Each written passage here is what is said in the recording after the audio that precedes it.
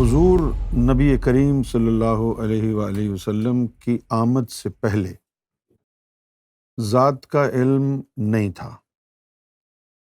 حضور صلی اللہ علیہ وسلم جب تشریف لائے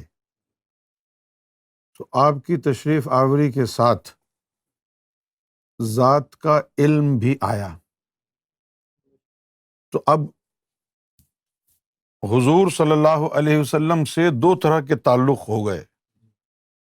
ایک تو تعلق ہو گیا اللہ کی ذات تک پہنچنے کے لیے رسالت و نبوت کا وسیلہ، اور جو دوسرا تعلق ہے وہ تعلق ہے حضور کی ذات سے عشق اور محبت کا۔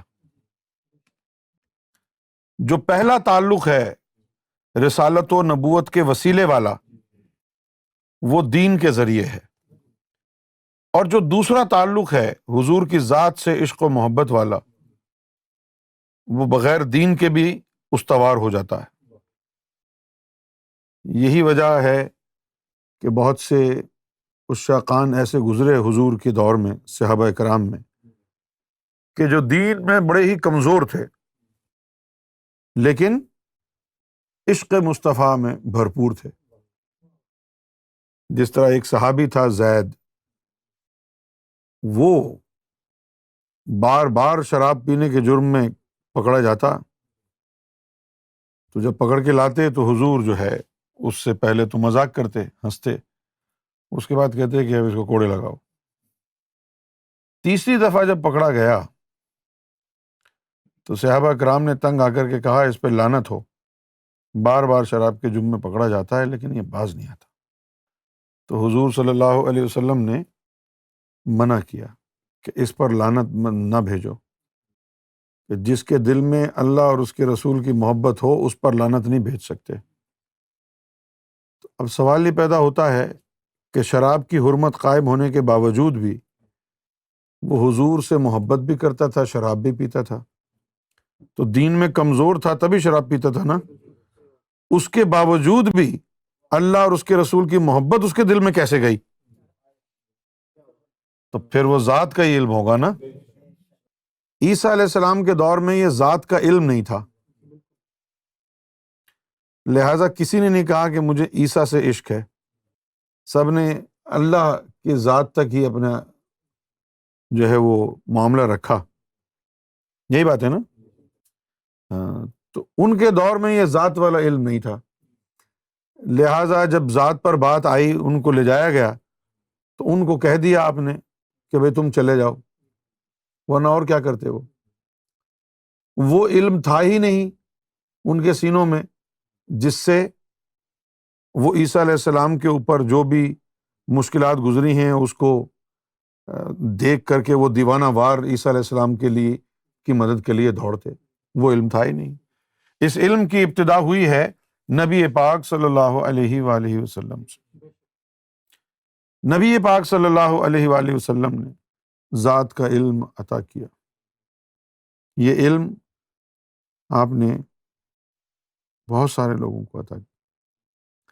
ابو ذر غفاری بھی ان میں سے شامل ہیں، ابو ذر غفاری، سلمان فارسی بھی اس میں شامل، اور بھی بہت سے لوگ، اس طرح مولا علی بھی ان میں شامل ہیں۔ ذات کا علم، ذات کا علم کیا ہوتا ہے کہ اس شخصیت سے عشق ہو جائے، اس ذات سے عشق ہو جائے۔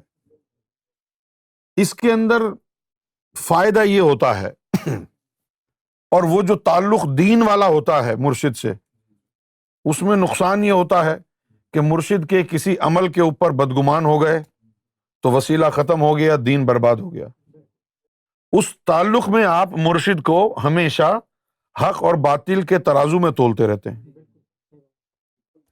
حق اور ہاں، کہ بھئی اگر یہ انہوں نے صحیح کیا ہے تو ٹھیک ہے، لیکن یہ انہوں نے غلط کیا ہے تو ہم نہیں مانیں گے۔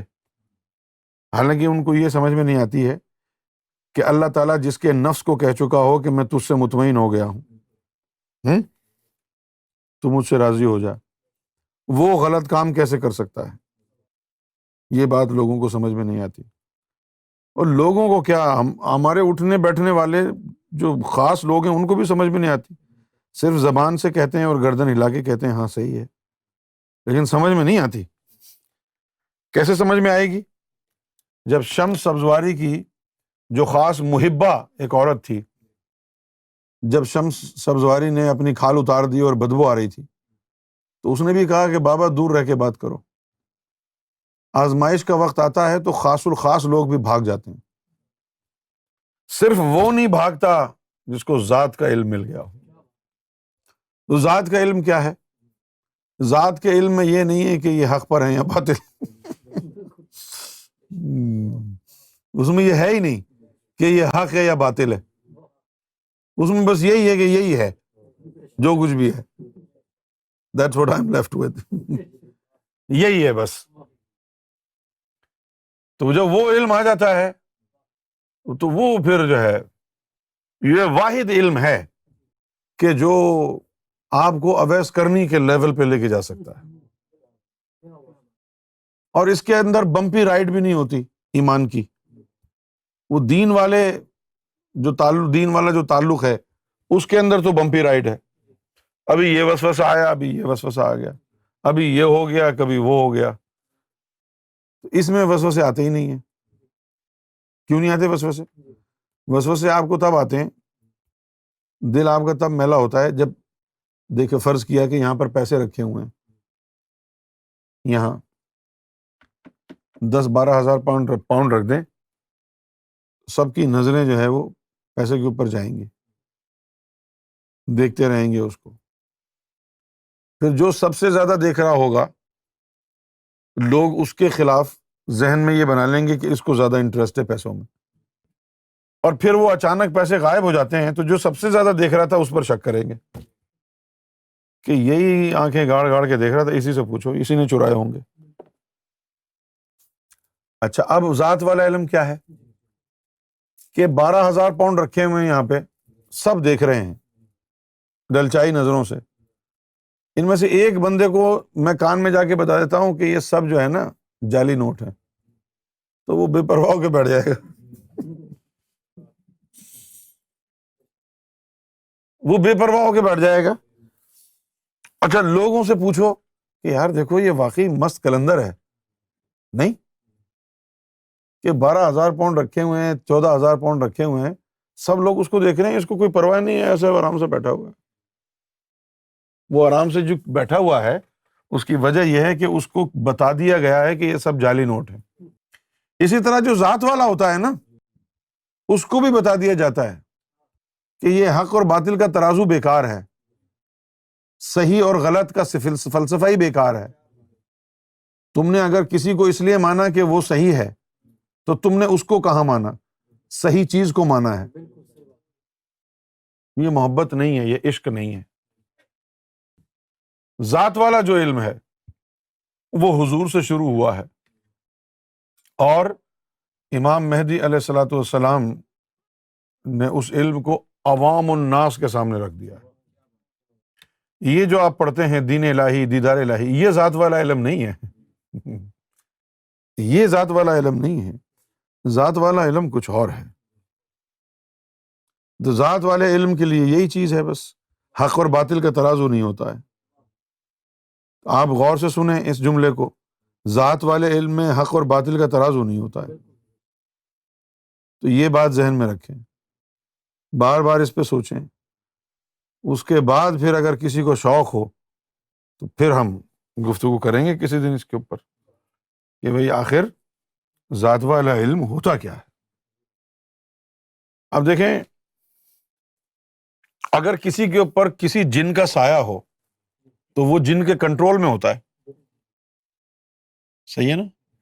تو اگر کسی کے اوپر مرشد کا سایہ ہو، مرشد کی کوئی مخلوق اس کے اندر بیٹھ کے اس کو کنٹرول کر رہی ہو، تو پھر وہ کیا کرے گا؟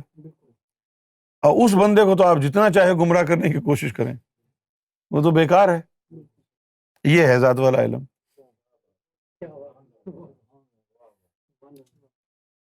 یہ ذات والا علم کیونکہ اس کو کنٹرول کر رہا ہے وہ بیٹھ کے.